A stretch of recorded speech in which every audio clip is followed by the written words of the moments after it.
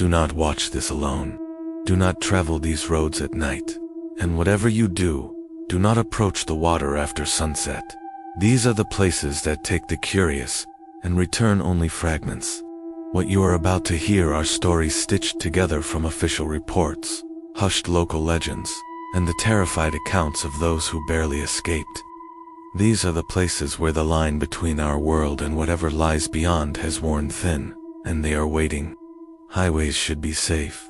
They are ribbons of asphalt and light, connecting cities, connecting people. But some stretches of road are older than memory, cutting through land that has its own ancient rules. Imagine this. You're driving late at night. Dense, black forests press in on both sides, the trees like silent, skeletal giants.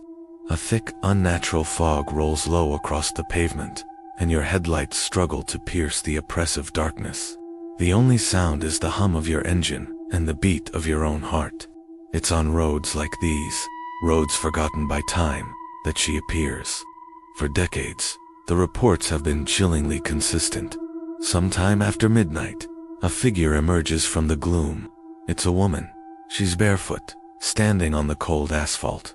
Her clothes are soaked, clinging to her frame as if she just walked out of a river. But it's her eyes that stop you. They are wide, unnervingly calm. She doesn't flag you down frantically. She simply stands there, waiting. And when you slow down, she asks the same question, her voice soft, almost lost in the night air. Can you take me home? This is the moment of decision, a choice with two terrifying outcomes. The stories from those who refused are harrowing enough. They speed away, hearts pounding, only to feel a sudden, intense cold fill the car, a frigid breath on the back of their neck, the phantom sensation of hands gripping their shoulders, holding them in place. They survive, but they are forever marked by the encounter, glancing into their rearview mirror for the rest of their lives. But what about those who agree? The kind souls, the ones who see a woman in distress and decide to help. They follow her directions. She points down a turnoff you don't remember seeing on any map. The road twists, narrows, and descends into an impenetrable darkness, your headlights swallowed by the void. The car is always found, sometimes days, sometimes weeks later. It's parked neatly on the side of a dirt track that leads nowhere. The doors are open, the engine is cold, the keys are still in the ignition, but there is no body, no sign of a struggle. The driver has simply vanished, erased from the world. The history of this highway is stained with fear. The first documented encounters go back over 50 years, long before the internet could spread such tales. Back then, local authorities would issue stark, informal warnings to travelers. Stop for strangers here, and you may not return. The warnings weren't official policy, but they were passed down by word of mouth, from one generation of officers to the next. Survivors of these encounters, the ones who drove away, report more than just a cold touch. They speak of whispers coming from the back seat, ghostly voices murmuring the names of their children, their parents, their spouses' names a stranger could never know. The car windows suddenly fog over from the inside, as if someone is breathing against the glass, right behind them. The radio, which had been playing clearly, dissolves into a roar of static as they approach certain bends in the road, the signal returning only after they've passed. Some of the most terrified witnesses claim to see more than just the woman. In their peripheral vision, they see faint, shimmering silhouettes walking alongside the car, keeping pace, their faces indistinct but their presence heavy with despair. Are these the other victims? The ones who said yes? Are they now part of her spectral entourage, forever walking that lonely stretch of highway? But the darkness in this region isn't confined to the road. Far from the highway, high in the mountains, there lies a body of water, known to the few who dare to speak of it as the Cursed Lake. At first glance, it's beautiful, perfectly still, a mirror reflecting the sky, surrounded by sheer, imposing cliffs. But the silence here is wrong. It's not peaceful, it's predatory. There are no birds singing, no animals rustling in the undergrowth. There is only the profound, unnerving quiet of a place that is waiting. The local stories say the lake doesn't take things, it chooses them, and it only returns what it wants to. Swimmers, even those wading in the shallows, have reported feeling icy hands suddenly grab their ankles, pulling them down with an impossible strength. Ripples appear on the glassy surface when there is no wind, spreading out from a center where nothing has broken the water. And the voices are the worst. They echo from the mists that rise from the lake at dusk, calling out names, your name, spoken in the voice of someone you love, someone you trust, luring you closer to the edge. Some who are taken are eventually recovered. Their bodies are found floating near the shore days later, but the sight is more horrifying than a simple drowning. Their eyes are wide open, fixed in a state of ultimate terror. Their lips are blackened and cracked, and the coroner's reports all note the same impossible detail. Their lungs are completely dry. They didn't drown, they were simply stopped. Others vanish completely, their clothes found folded neatly on the rocks, but their bodies are never seen again. But that's not the end of their story. At night, people who live nearby, people who know better than to get too close, have seen them. Figures standing at the water's edge, silhouetted against the moonlight, whispering to anyone who might pass by. They are the lake's trophies, its permanent residents. No one dares linger to listen to what they have to say. The most terrifying rumor about this place is that the lake chooses one person each year to claim as its own.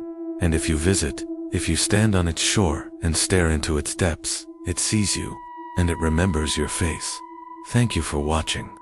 If you have stories of your own, share them below. Don't forget to like and subscribe for more journeys into the unknown. Stay safe out there. It starts in an abandoned hotel, a place forgotten by time, but not by the things that linger in the shadows.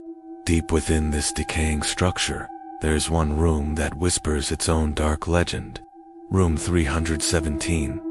Travelers who dared to spend the night here spoke of mirrors that defy the laws of physics. They'd blink, and their reflection would take a fraction of a second too long to follow. They'd force a smile, only to watch it linger on the glass after their own face had fallen. Shadows would detach from their owners, creeping along the walls with a life of their own. Electronic devices were useless. Cameras would glitch, showing distorted faces, and phones would die instantly upon crossing the threshold. It was as if the room itself was a dead zone, cut off from the rest of the world. The true terror, however, would begin in the dead of night. Almost every guest who stayed in room 317 reported the same horrifying experience. They would jolt awake, always, at the exact same time, 3:17 a.m. Their bodies would be rigid, paralyzed, but their eyes could see everything.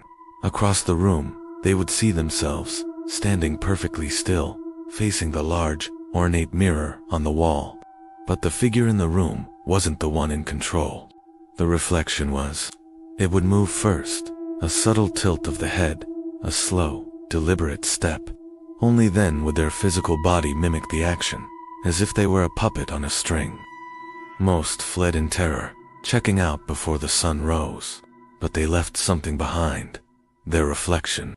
Locals who have guarded these tales for generations say the room doesn't kill you. It replaces you. It collects a piece of you, trapping it within the glass. Some who escaped swore they saw familiar, shadowy figures in the mirror, the same figures they glimpsed on that desolate highway, or by the murky shores of the nearby lake. It was becoming clear, these weren't isolated incidents.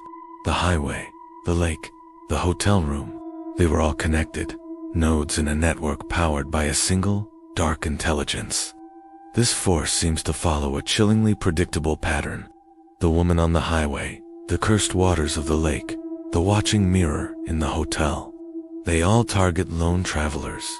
The danger escalates dramatically after sundown, as if the darkness itself empowers them, and your curiosity. That's the invitation it's been waiting for. Survivors tell of a lingering dread that follows them long after they've escaped. They feel unseen eyes watching them from just beyond their peripheral vision. Objects in their homes move just slightly when they're not looking. Their own reflections seem to hesitate for a split second before matching their movements. Faint whispers echo from empty rooms. Some paranormal researchers who have studied these cases have a terrifying theory. They believe these encounters aren't random acts of haunting. They're training exercises. A cosmic force is learning, practicing, and collecting fragments of the living across different locations and different points in time. It's honing its ability to mimic, to replace, to claim. Each soul it touches, each reflection it steals, makes it stronger, preparing it for something much larger, much more final. Even now, in our modern world, the reports haven't stopped. Hikers on the mountain trails nearby tell stories of unseen hands grabbing their ankles as they cross shallow streams. Motorists driving down that same lonely highway at night hear a woman's voice whispering names from the back seat, even when they're completely alone. And in towns for miles around, people report mirrors that seem to shift and move on their own when no one is watching. The authorities dismiss these as local folklore, urban legends fueled by overactive imaginations. But the victims, the ones who have been touched by this presence, they know the truth. They know it's real. Remember this warning: the highways, the lakes, the mirrors, they are not just places or objects. They are conduits. They watch, they copy, and eventually, they claim. So, do not stop for the woman on the side of the road. Do not swim in the still dark waters of the lake. And whatever you do, do not look too long into any mirror. You never know who or what might be looking back. Thanks for joining us in the shadows. If you want more stories that will give you nightmares, make sure to subscribe to Tales of the Dark. We'll be waiting.